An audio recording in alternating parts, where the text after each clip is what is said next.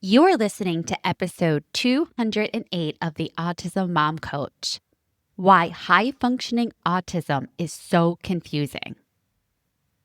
Hello, everyone, and welcome to the podcast. I am so glad you are here and I hope you are doing well.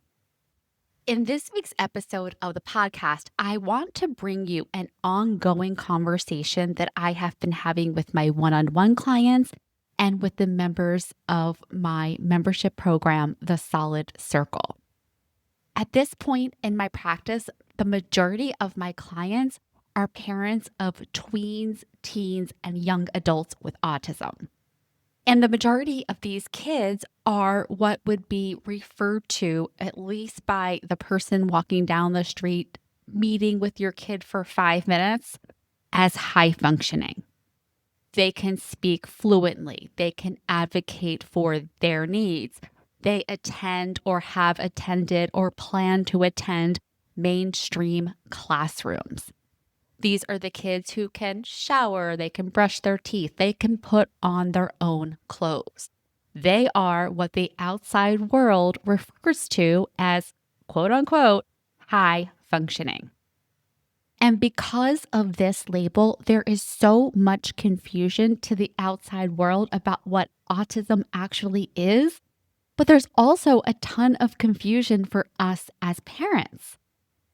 I will never forget, my son was newly diagnosed and I was catching up with a friend and I was telling her about Ben. And I'll never forget, she said, at least he's high functioning. It really caused me to pause because I was thinking, all right, she's saying that because he's chatty as anything. He is pro-social. At the time, he was in the general education classroom of the local public school, although he had assistance. And she was saying, at least he's high functioning. And I was thinking, sometimes he is high functioning, but there's so much more under that onion that we all experience as parents that makes the label unuseful, confusing, and sometimes a real problem. So that's what I want to talk about in this episode, because if you are experiencing this, I want to put some words to the experience that you're having. So you know it's not just you, it's not just your child.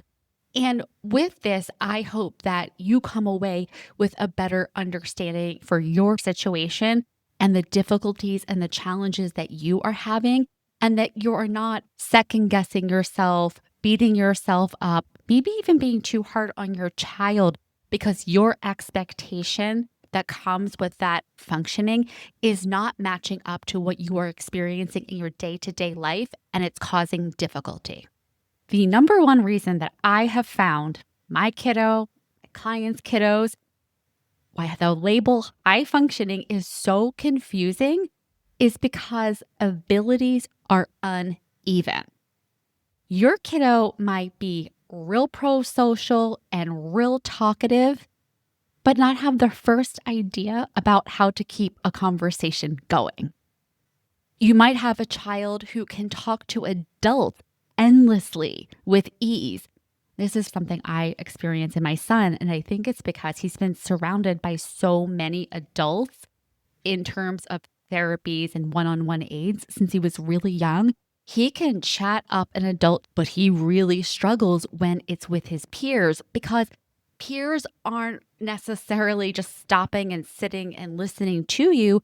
They're engaged in their own back and forth conversations, or they quite frankly are not interested in more facts about World War II or whatever your kiddo's special interest is. And it can be really hard for your child who can talk your ear off to have conversations with a peer. Maybe your child is super bright and above average IQ. I have this with a couple of my clients of young girls who are super smart young ladies and are achieving above and beyond academically, but you throw them a curveball at home and they cannot adjust, or the adjustment takes a lot of extra help or struggle or resistance. And in your brain, even though you know your child is autistic, you're kind of going, wait, you're so smart. You can figure all of these other things out. But this is the thing that's throwing you off. It's really hard to hold those two things at the same time, even as the parents. And this is counterintuitive to what we expect. And frankly, for those of you who have multiple children and you have children who are not autistic, you expect skills to travel together. You don't see this tipsy-topsy seesaw of really high skills in one area and low to no skills in another area. And it can be confusing. A lot of what we see in our children with autism are quote unquote high functioning. They can have superior skills or average skills in one area where they're able to navigate life. And then in other areas, they completely fall apart. And so you start wondering, are they really high functioning? And the answer is no. They are functioning at different levels at different times in different areas. Again, why that label is confusing, unhelpful, and in some instances, harmful. Reason number 2, high functioning is so confusing, is inconsistency. The second that you see your kiddo do a thing, you expect that they should be able to do it all of the time. I had this with my son when it came to getting up and getting to school each day. He had days, months, years where he was able to get himself up and walk through his routine without much assistance from me. And then he hit puberty, and it was like I was dealing with a toddler again. Another example I have is that when Ben was 10 years old, we moved from South Jersey to Connecticut. A huge change in our lives. Everything changed. Where we lived, where he went to school, who we were friends with, who we saw on a day-to-day basis. And my son adapted to that change remarkably well. But if I tell him, hey, I'm going to be the one picking you up from school today, and I need to change that plan, and instead you need to get on the bus, head would explode. And it's that kind of inconsistency that as a parent is confusing. Reason number 3, the label high functioning is so confusing to the parents who are living with these kids that are broadly labeled as quote unquote high functioning, is that their language and intelligence and their ability to mask hides the gaps, not just from the general public, but to us as well. This is definitely an area that always broke my brain about my son, is that he can make really logical arguments. He can explain a position, and as he says, with supporting evidence, and seem to understand everything he's saying and bringing it to a logical conclusion. But if I'm going to give him a 1, 2, 3 direction, he falls apart. He doesn't know where to start. He doesn't have that executive functioning to organize and understand time management. And for me, it's like it's inconsistent.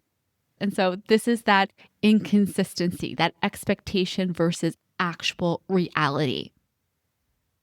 And this is definitely true for our kids when it comes to the outside world, outside of the 4 walls of our home. When they're at school, maybe when they're at friends and family, or when they are just generally in the public. And this is where we get doesn't seem autistic, or no way he's autistic, or she's so high functioning, because their language and their intelligence and their ability to mask is hiding the fact that they are struggling.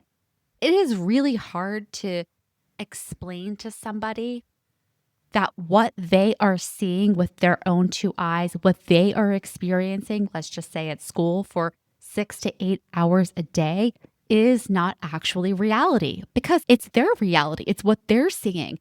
And for parents, this can be such a piece of frustration and a struggle because we're experiencing something really different. And that makes it very confusing, naturally. One of my clients recently shared an experience that she was having. She took her 12-year-old daughter with autism out to lunch with the in-laws, and they were having a great time. The daughter was making conversation really appropriately, filling in grandmom and grandpop about school and her friends and her activities, and everything was great. But it being the middle of summer and the restaurant being crowded, the meal went on a little bit longer than expected. And in the car ride home, the daughter she fell apart. She was crying. She was just really agitated. She was being really snarky to the adults in the car. And mom was just mortified that the grandparents saw this, because although this was something that she had dealt with many times, it's not something that the grandparents had seen. And she felt really embarrassed, and she was just apologizing a lot afterwards to the grandmom and grandpa, like, hey, she was having a really hard time. What grandmom said to her was really remarkable. She said, I'm glad that I saw it, because I've heard these stories like this from her son about how everything could be going great, and then all of a sudden it feels like everything just goes off track. And as someone not experiencing that and knowing the granddaughter to be this intelligent young lady, very capable, it's weird. It doesn't make sense. It feels inconsistent. It is inconsistent with their own experience. And so what grandma said was, I'm glad I got to see it, because looking back, I could feel the small shifts in energy, just the way that her face looked, the way that her answers got shorter, she got quieter. But if you're not experiencing that in real time, it's really hard to understand, especially from a child who is on the honor roll. She's like a co-captain of the field hockey team. She has lots of friends. You have certain expectations based on presentation of how this kiddo should be able to handle themselves in these situations. And when that isn't happening, and you're seeing more behavior that you would expect from a much younger child in your quote unquote high functioning autistic child, it can be confusing as a parent, as a provider. Reason number 4, high functioning autism can be so confusing is that if we're talking about average to above average kiddos who are in a mainstream setting, or young adults and adults who are in a mainstream type of setting, they know enough to mask, and they are able to do it usually for periods of time. And that masking is what makes them look like a duck, talk like a duck, walk like a duck. This is the reason that nobody knew, or you could hardly tell, or people think that they are so high functioning. It's because they are working their asses off to mask the symptoms that they are experiencing in real time, so that they don't endure the consequences, either socially, academically, getting in trouble in any kind of way, calling attention to themselves. And so when you are experiencing that as a parent, let's just say you go on vacation and you are with your autistic child, and you're with aunts and uncles and cousins. And when they're around those folks, they can really keep it together. They feel really motivated to keep it together. But then as soon as they're back in the room with just you, they're all over the place. They're melting down. That is the masking that you're seeing. It's not that you're seeing some uber respect for other people and a complete disregard for yourself. You're seeing a taking off of the mask. And even though you know these things and can understand them intellectually, when you're living them on your day-to-day life on a day-to-day basis, it can be confusing. It is confusing. And then the final reason I think that high functioning autism can be so confusing is that if you're dealing with a child, a young adult, a person with autism, I would almost guarantee that autism is not the only diagnosis at the table. It is being intermingled with so many other things. ADHD, OCD, anxiety. There can be medical issues. There can be sleep issues. There can be puberty and hormones. It's not just one thing. Autism is not just one thing. It is combined with all of these other things that make what used to appear to you to seem to be a kid who was really high functioning, reverting to a kid that feels like a 5-year-old, because they're unable to handle the changes, the nuances, different environments, different circumstances, different body and brain chemistry because our kids are still growing. Their brains are still developing until the age of 26. There is a lot happening all of the time. And when we can't see it, we don't even think about it. But it's all there. It's all impacting our kiddos.